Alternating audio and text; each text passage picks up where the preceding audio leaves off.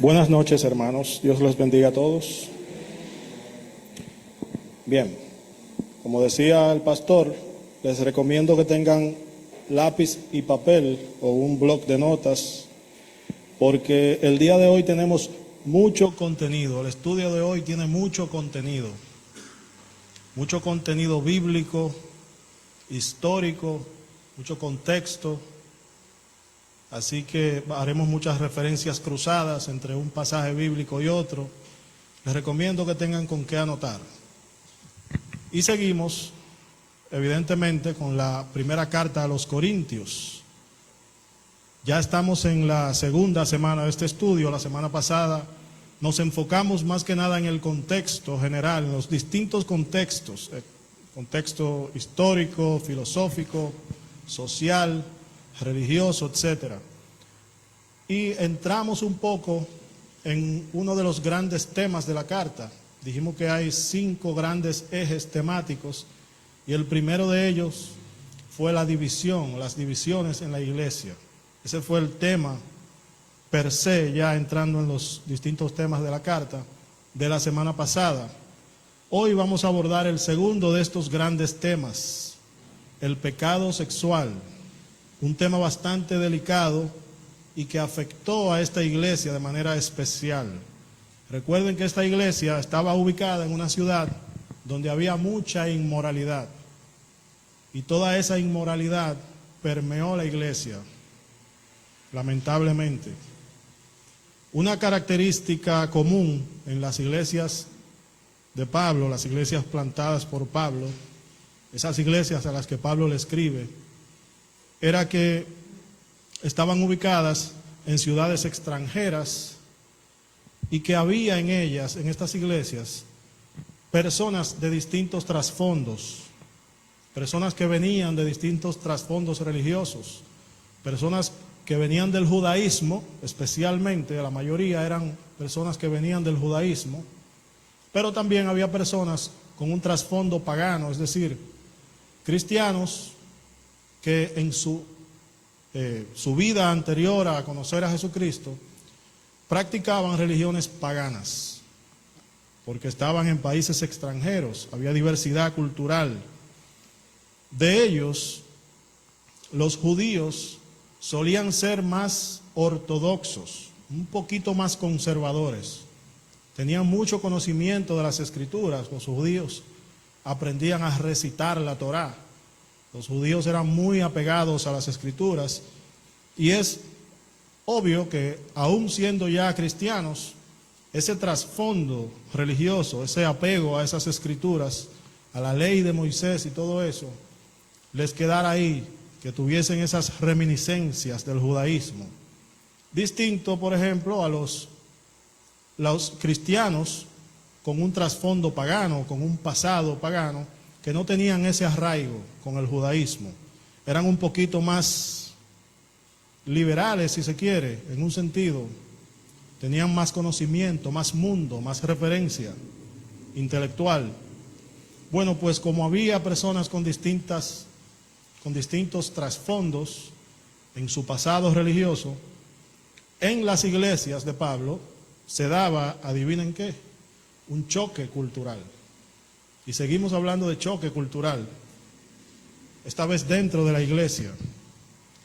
Choques culturales dentro de la iglesia. Ya les he hablado de los problemas que vienen a raíz de los choques culturales en las naciones, en las ciudades. Bueno, pues las iglesias, esas iglesias de Pablo, no eran la excepción. Al tener tanta diversidad en cuanto al trasfondo de las personas que las componían, habían estos choques y de ahí salían muchos conflictos, muchos problemas. Y en la ciudad de Corinto especialmente había mucha diversidad cultural, dentro y fuera de la iglesia. Por eso, en esta carta hay tantos temas, hay tantos problemas abordados. Estamos hablando de una ciudad que estaba ubicada en el medio de 2 puertos, justo en el medio de la nación de Grecia, una ciudad que conecta el norte y el sur de ese gran país y que conecta 2 importantes puertos, del lado italiano y del lado turco. Todo esto, toda esta diversidad dio al traste con parte de estos problemas que vamos a abordar. Y en los capítulos del 1 al 4, Pablo se ocupa del tema de la división en la iglesia. Bueno, pues hoy vamos al segundo tema. Vamos al capítulo 5 y vamos a leer un poco la carta. Vamos al capítulo 5 de Primera de Corintios. Y aquí ya entramos en el segundo gran tema de la carta y el más delicado de todos. El tema que, si se quiere, identificaba a esta ciudad, que la caracterizaba, la inmoralidad sexual. Primera de Corintios 5, desde el versículo 1, vamos a leer ahora hasta el 5. El subtítulo de esta sección, en la Reina Valera del 60, dice, un caso de inmoralidad juzgado. Dice así la palabra de Dios.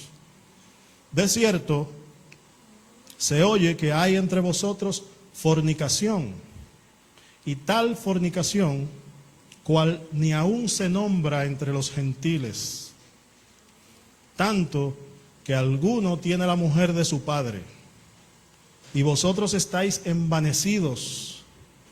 ¿No debierais más bien haberos lamentado para que fuese quitado de en medio de vosotros el que cometió tal acción? Ciertamente yo, versículo 3, como ausente en el cuerpo, pero presente en espíritu, ya como presente he juzgado al que tal cosa ha hecho, en el nombre de nuestro Señor Jesucristo. Reunidos vosotros y mi espíritu con el poder de nuestro Señor Jesucristo, atención, el tal sea entregado a Satanás, el tal sea entregado a Satanás para destrucción de la carne, a fin de que el espíritu sea salvo en el día del Señor Jesús. Bendita sea la palabra de Dios. Este es un caso extremo de inmoralidad. Un miembro de la iglesia involucrado con la mujer de su propio padre. Esas son palabras mayores. Miren, ni siquiera en este tiempo eso es cualquier cosa. Y estamos hablando del siglo I. Ese hecho, que ya de por sí es suficiente para alarmarse, sin embargo está acompañado de otro hecho, está entre líneas ahí, que de igual forma desconcierta a Pablo, y es el hecho de la actitud indiferente de la iglesia ante ese pecado. Pablo está alarmado no solamente por el pecado en sí, sino por la actitud indiferente de la iglesia y del liderazgo de la iglesia ante esa situación tan aberrante. Pablo les dice que están envanecidos, es decir, que con el paso del tiempo se han ido llenando de soberbia, de orgullo. Eso pasa lamentablemente en muchos hermanos, incluso en nuestros días. Se convierten a Cristo y con el tiempo, en vez de parecerse más a Cristo, se parecen menos a Cristo. En vez de ser más humildes, más sumisos, más amorosos, se hacen más orgullosos y más soberbios. Sucede hoy en día, sucedía en ese tiempo. Ese orgullo les tenía tan distraídos que no se ocuparon de poner disciplina en la iglesia en vista de este pecado tan grave. Pablo procede entonces a juzgar él mismo desde la distancia, desde Éfeso, en donde se encontraba, un caso que debió haber sido resuelto por el liderazgo de la iglesia local. Versículo 3, ciertamente yo, como ausente en el cuerpo, pero presente en el espíritu, ya como presente, he juzgado. Él juzgó el caso. Él hizo el trabajo de los que estaban allí, encargados de esa iglesia, de los que él había delegado allí. Pablo se ocupa de este asunto. Y si bien es cierto que el pecado cometido es extremo, incluso a los ojos nuestros, en el siglo XXI nos parece un caso extremo, no es menos cierto que la resolución de Pablo a simple vista puede parecer extrema. Ustedes se fijaron en la frase, que yo la repetí deliberadamente. Pablo dijo: el tal sea entregado a Satanás. Eso se oye muy fuerte. Para destrucción de la carne, versículo 5, a fin de que el espíritu sea salvo en el día del Señor Jesús. Entregado a Satanás. ¿Cómo así, Pablo? ¿Cómo así entregado a Satanás? Y eso no es demasiado, incluso para un pecador así.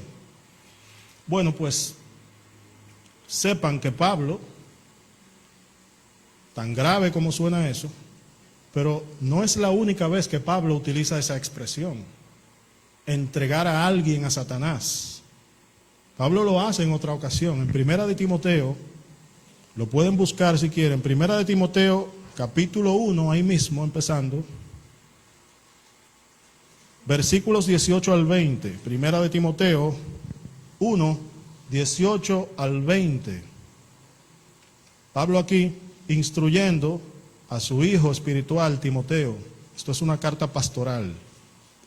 Dice así, a partir del 18: este mandamiento, hijo Timoteo, te encargo, para que conforme a las profecías que se hicieron antes en cuanto a ti, milites por ellas la buena milicia, manteniendo la fe y la buena conciencia, desechando la cual naufragaron en cuanto a la fe algunos, de los cuales son Himeneo y Alejandro, a quienes, atención, entregué a Satanás, para que aprendan a no blasfemar.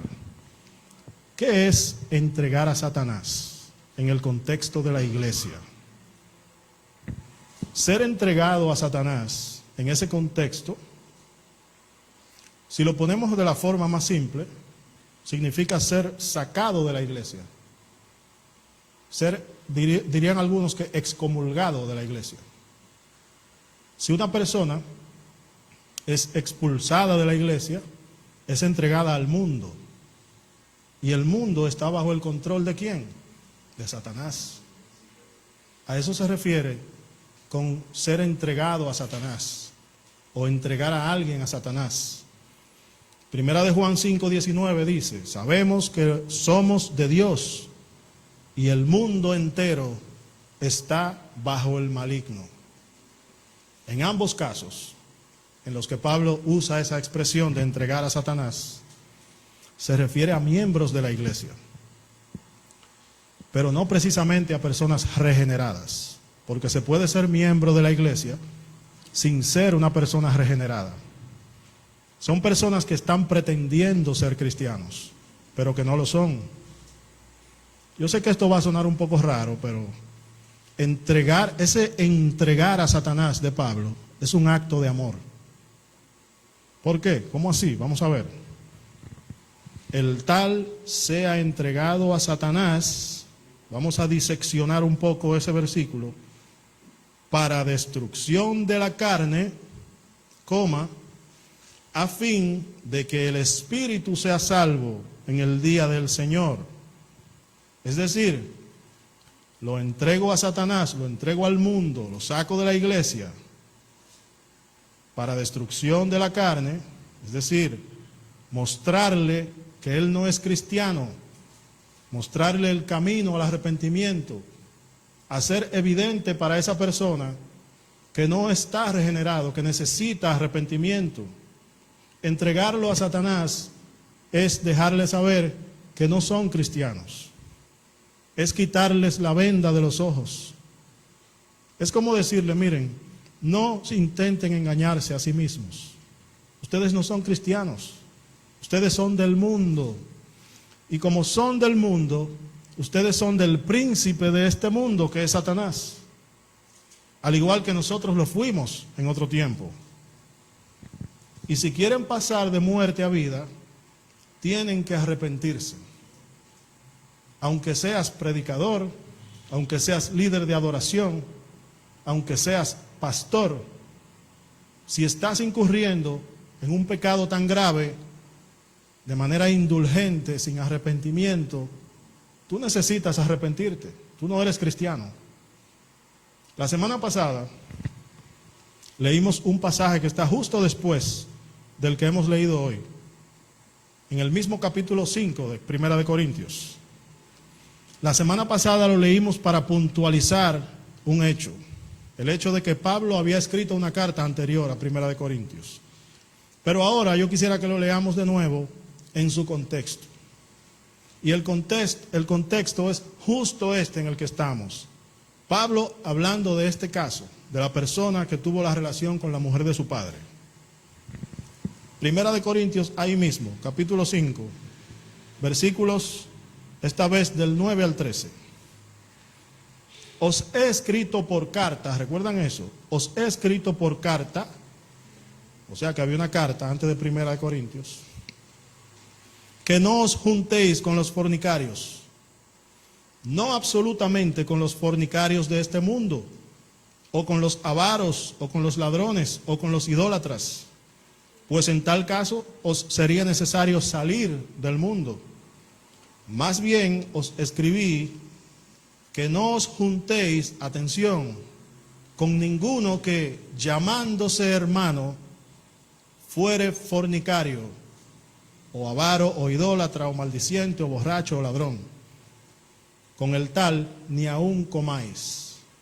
No os juntéis con ninguno que, llamándose hermano, sea fornicario, es decir, con uno que pretenda ser cristiano y que practique ese pecado. Continuando ahí mismo, versículo 12. Porque ¿qué razón tendría yo para juzgar a los que están afuera? ¿No juzgáis vosotros a los que están dentro? Porque a los que están afuera de la iglesia, Dios juzgará. Quitad pues a ese perverso de entre vosotros. El mensaje aquí es claro. Pablo les dice, no se junten con los fornicarios, pero se refiere a que no se junten con aquellos que se llaman cristianos, que se llaman a sí mismos hermanos, que están infiltrados en la iglesia y que practican ese pecado tan grave. La iglesia, hermanos, tiene la responsabilidad de juzgar a sus miembros, no para salvación o condenación, obviamente. Juzgar, aquí en el contexto paulino, se refiere a la disciplina de la iglesia. ¿Y cómo se aplica la disciplina de la iglesia? Vamos a dejar que el mismo Señor Jesucristo nos lo explique. Mateo 18. Si no me equivoco, el pastor Joel dio una serie de estudios aquí sobre la disciplina de la iglesia. Mateo 18, versículos 15 al 17. Esto es Jesús hablando. Por tanto, si tu hermano peca contra ti, ve y repréndele, estando tú y él solos. Si te oyere, has ganado a tu hermano, mas si no te oyere, toma aún contigo a uno o dos, para que en boca de 2 o 3 testigos conste toda palabra. Si no los oyere a ellos, dilo a la iglesia, al pleno de la iglesia, al liderazgo de la iglesia. Y si no oyere a la iglesia, tenle por gentil y publicano. En otras palabras, entrégale a Satanás. En otras palabras, quitadlo de entre vosotros. Sáquenlo. ¿Por qué? Porque a los que están afuera, Dios los juzgará. Lo que es inversamente proporcional a que los que están adentro, la iglesia los juzgará. No para salvación o condenación, sino en términos de disciplina. ¿Me están siguiendo, verdad? Pablo les deja bien claro a los hermanos de la iglesia de Corinto que de todos los pecados que puede cometer un cristiano, porque el cristiano peca, pero de todos los pecados que puede cometer un cristiano, el pecado sexual es especialmente grave, por una razón muy, muy obvia, porque es un pecado que se comete contra su propio cuerpo Y el cuerpo de un cristiano es el templo del Espíritu Santo. El cuerpo de un cristiano tiene a Dios dentro. El Espíritu Santo es Dios. Todos estamos de acuerdo en eso, ¿verdad? Entonces, un pecado cometido contra el templo donde reside Dios mismo es un pecado especialmente grave. Porque el cuerpo de un cristiano ya no le pertenece a sí mismo, le pertenece a Dios. En el capítulo 7, Pablo sigue abordando temas, diríamos que de gente adulta. Esta vez, en el capítulo 7, pueden ir moviéndose al capítulo 7, 1 Corintios. Se mete en el terreno pedregoso y espinado del matrimonio y la soltería. Vamos a ver, no lo vamos a leer todo verso a verso, pero vamos a ver por lo menos lo más importante. Esto lo vamos a leer en nuestras casas, pero aquí vamos a ir leyendo algunas cositas. Primera de Corintios, capítulo 7, versículos 1 y 2. En cuanto a las cosas de que me escribisteis, la Reina Valera del 60, dando problema. En cuanto a las cosas de que me escribisteis, es decir, en cuanto a las cosas de las cuales ustedes me escribieron a mí, ¿qué quiere decir eso? Que ellos, los corintios, le enviaron una carta a Pablo. Y en esta sección de la carta que estamos estudiando, esta sección de la carta que nosotros llamamos el capítulo 7, que en ese tiempo no estaba dividida en capítulos, sino que ahí, a partir de ese momento, Pablo empezó a responder preguntas que ellos le enviaron en la carta. En cuanto a las cosas de que me escribisteis, bueno le sería al hombre no tocar mujer, pero a causa de las fornicaciones, cada uno tenga su propia mujer y cada una tenga su propio marido. Y así Pablo empieza a hablar del matrimonio y de los deberes conyugales. Es importante resaltar que en este capítulo, para cuando estén estudiando la carta, Pablo hace una distinción entre cuando está haciendo una exhortación personal y cuando está diciendo algo que es un mandamiento de Dios ya establecido en su palabra. Por ejemplo, en el versículos 6 y 7, Pablo expresa su preferencia personal por la soltería. Eso es una preferencia personal de él y una recomendación personal de él. Dice así, versículo 6, mas esto digo por vía de concesión, no por mandamiento. Quisiera más bien que todos los hombres fuesen como yo, solteros. Pero cada uno tiene su propio don de Dios. Uno a la verdad de un modo y otro de otro. Digo pues a los solteros y a las viudas que bueno les fuera quedarse como yo. Pero si no tienen don de continencia, cásense. Pues es mejor casarse que estarse quemando, que estar ahí con los pensamientos, con las pasiones de la carne. Pablo da su opinión personal de que él prefiere que se queden solteros como él para servir en los ministerios. Miren, si Pablo hubiese sido casado, quizá no tuviéramos todas estas cartas, todo ese ministerio de Pablo, todo ese ministerio de misiones, quizá no hubiese sido posible. Por eso él prefiere ese estado civil. Es una preferencia personal. Pero él entiende que no todo el mundo tiene el don de continencia como él. A partir de ahí, entonces, Pablo se sigue metiendo en terrenos más pedregosos todavía. Y ahora se mete en un terreno más complicado, el divorcio. Vamos a ver. Y aquí sí necesitamos lápiz y papel. Versículos 10 y 11 del capítulo 7.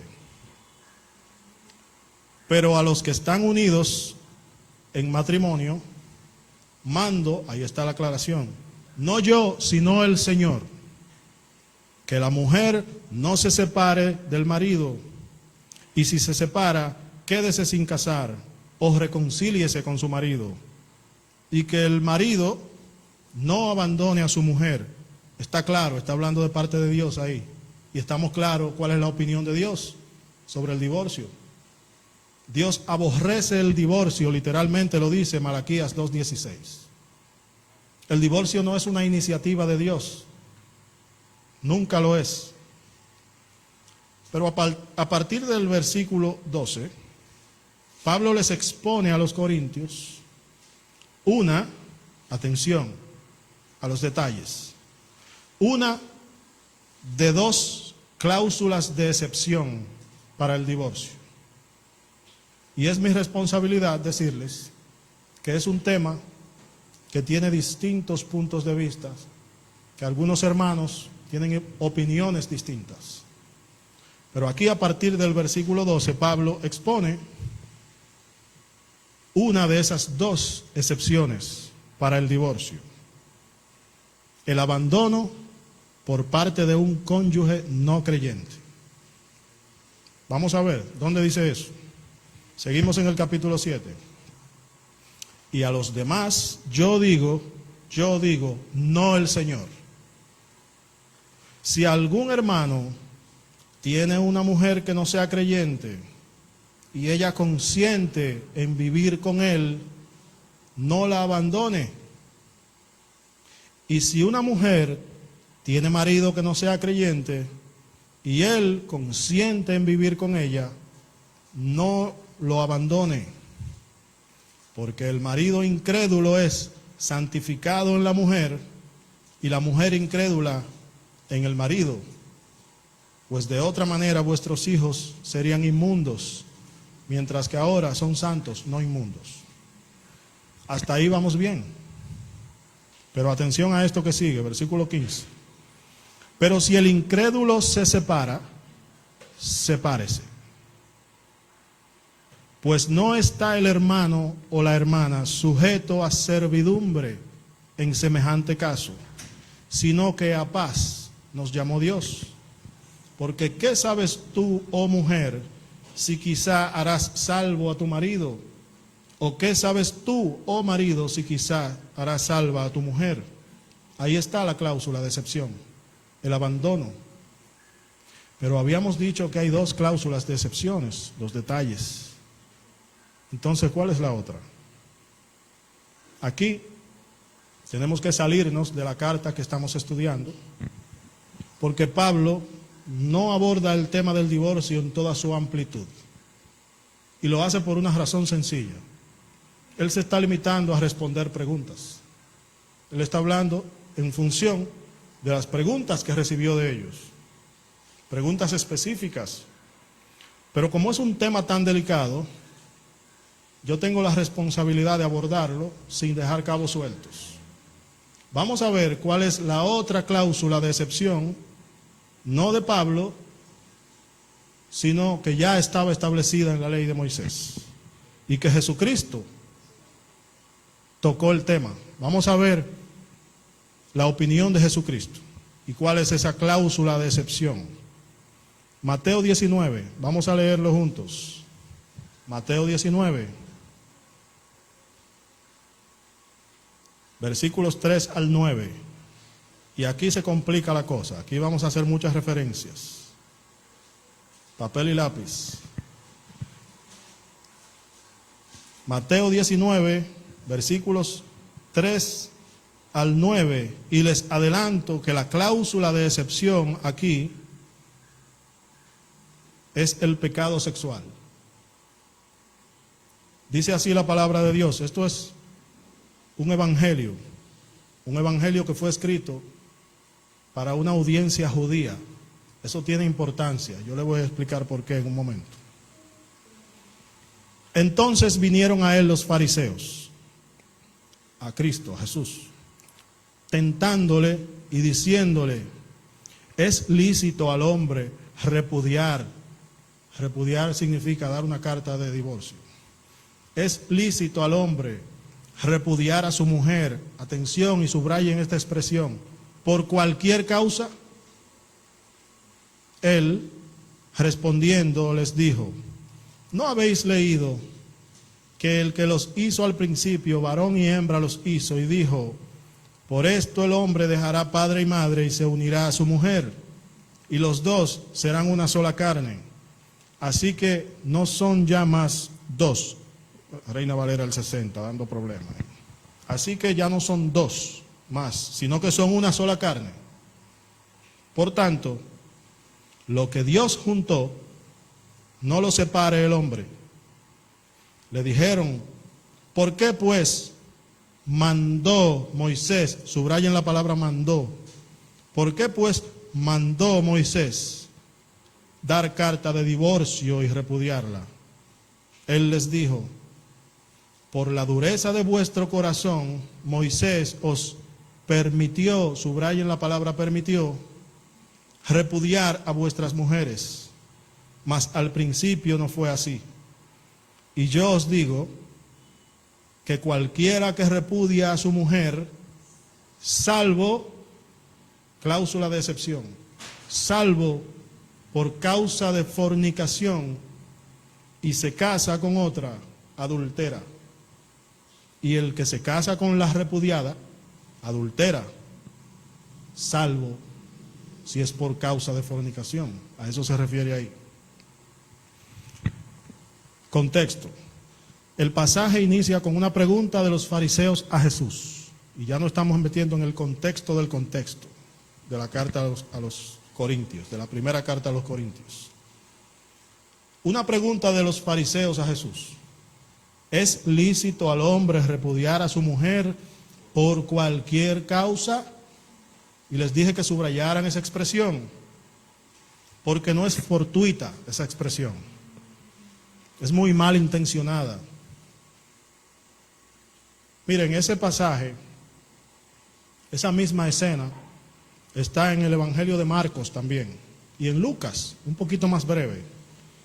Pero Marcos, que la detalla casi tanto como Mateo, Marcos no menciona la frase por cualquier causa. Y lo hace por la siguiente razón. El Evangelio de Marcos fue escrito para una audiencia grecorromana, una audiencia gentil. El Evangelio de Mateo, que es el que acabamos de leer, fue escrito para una audiencia judía. Los judíos tenían un gran conocimiento de la tradición judía y de las interpretaciones rabínicas, es decir, interpretaciones de distintas escuelas de rabinos sobre las leyes de Moisés.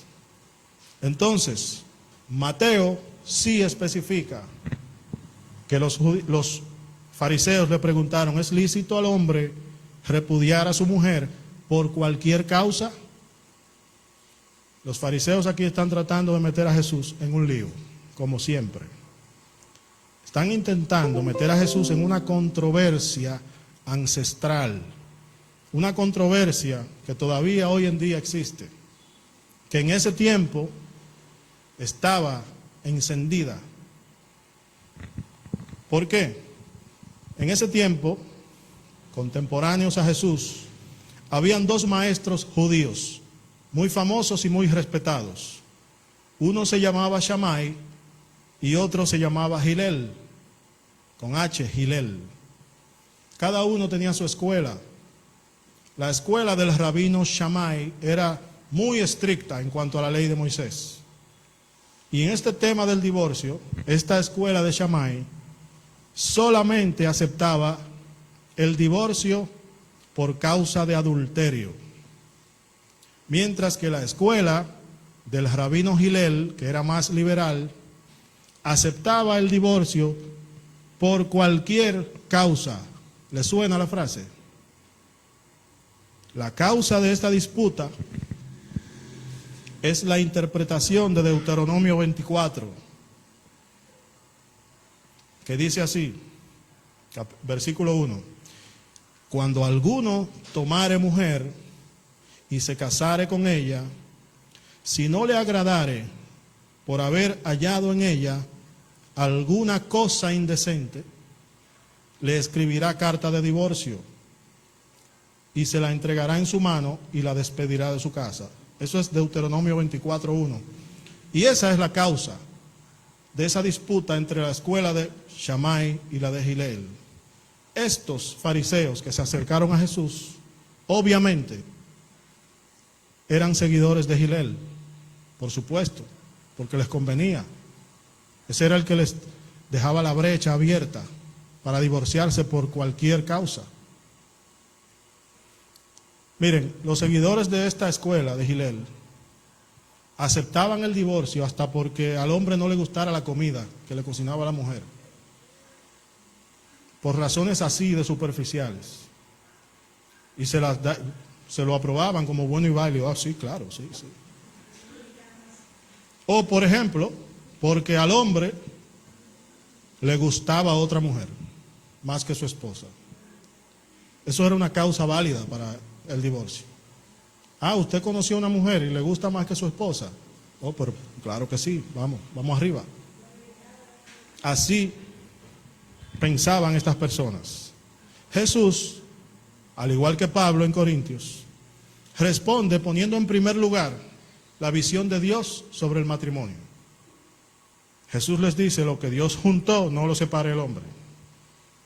Los fariseos entonces les reclaman: ¿por qué pues mandó Moisés, subrayar palabra mandó, ¿por qué pues mandó Moisés dar carta de divorcio y repudiarla?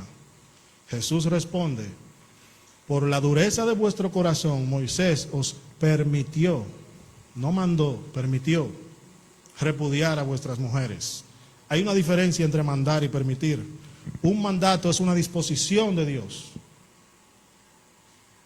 mientras que permitir es una concesión ante la debilidad del hombre. No contenderá mi espíritu con el hombre por siempre. ¿Qué vamos a hacer? Eso es una concesión. Eso es permitir.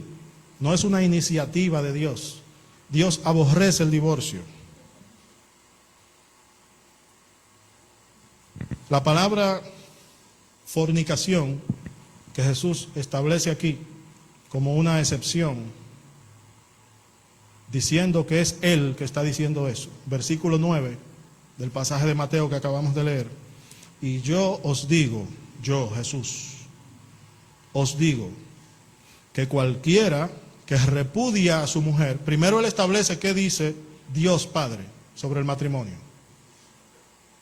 Y luego dice, y yo os digo, y Él tiene autoridad porque Él es Dios, que cualquiera que repudia a su mujer, salvo por causa de fornicación y se casa con otra, adultera, etc.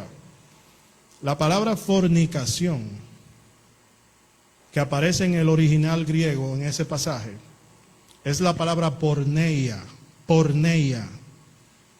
que significa literalmente fornicación. Pero se puede traducir, se puede interpretar con varios significados: inmoralidad sexual, lujuria, prostitución, inmundicia. Casi todo lo que tiene que ver con pecado sexual está contenido en esa palabra, porneia, un vocablo griego. De ese vocablo griego viene una palabra conocida por todos, pornografía. Y la pornografía también se puede incluir ahí. Entonces, volviendo a nuestra carta, ya después de haber visto esta referencia, Pablo les da a los corintios la segunda de dos cláusulas de excepción para el divorcio: el abandono por parte de un cónyuge no creyente. Porque la primera ya la había enseñado Jesús: el pecado sexual por parte de uno de los cónyuges. El divorcio, hermanos, es un tema muy sensible y a la vez polémico en la iglesia de nuestro tiempo. Al igual que en ese tiempo, en el tiempo de Jesús, en que los seguidores de Hillel y Shammai tenían distintos puntos de vista sobre el tema, hoy en día también hay hermanos que tienen distintos puntos de vista. Debemos ser sabios y respetuosos con relación a esto. Debemos ir a la palabra, conocer qué dice Dios, qué dice la palabra de Dios sobre el tema, y en base a eso, entonces, juzgar. Es importante que las parejas comuniquen a su pastor cualquier situación que estén atravesando. Hay situaciones, por ejemplo, como la violencia, en las que puede ser necesaria la consideración personal del liderazgo de la iglesia, del pastor, e incluso la intervención de las autoridades. Y miren que en la Biblia no habla en ningún lado de violencia, pero sabemos en qué sociedad vivimos y Dios ha puesto líderes en nuestras iglesias. Estos líderes que tenemos en las iglesias, estos pastores, han sido designados según la instrucción de Dios. Dios les ha dado autoridad para ejercer ese liderazgo, para poner disciplina, para tomar decisiones difíciles cuando sea necesario.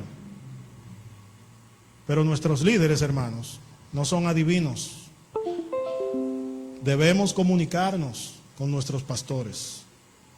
Así como estos hermanos de la iglesia de Corinto le comunicaron sus inquietudes a Pablo, le enviaron esta carta haciéndole preguntas sobre situaciones puntuales que ellos estaban viviendo.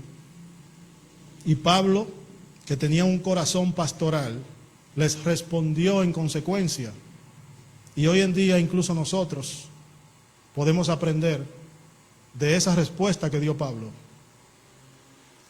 Los problemas de las parejas, los problemas individuales, problemas personales en los miembros de la iglesia deben ser abordados en la iglesia. Para eso está el liderazgo. La comunicación con nuestros líderes es esencial para que el cuerpo de Cristo se mantenga saludable. Vamos a orar. Padre, gracias de manera muy especial por este tiempo. Gracias por ayudarnos a explorar estos pasajes difíciles. Gracias por tu palabra, por tu revelación. Gracias porque nos has dado la iluminación para entenderla. Te pedimos, Señor, por el cuerpo de Cristo, por tu iglesia.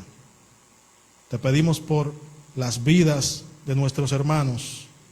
Continúa bendiciéndolos, Señor. Continúa iluminando su camino. Haz resplandecer tu rostro sobre ellos. Mira sus vidas de pareja, Señor, los que están casados, los que están comprometidos, los que son solteros. Cuida su corazón, Señor. Ayúdalos a mantenerse alejados de las tentaciones de este mundo, porque estamos incrustados en este mundo de pecado. Estamos en Cristo, pero estamos en este mundo corrompido por el pecado. Sigue siendo nuestra guía, sigue siendo nuestra roca fuerte. En el nombre de Jesús. Amén.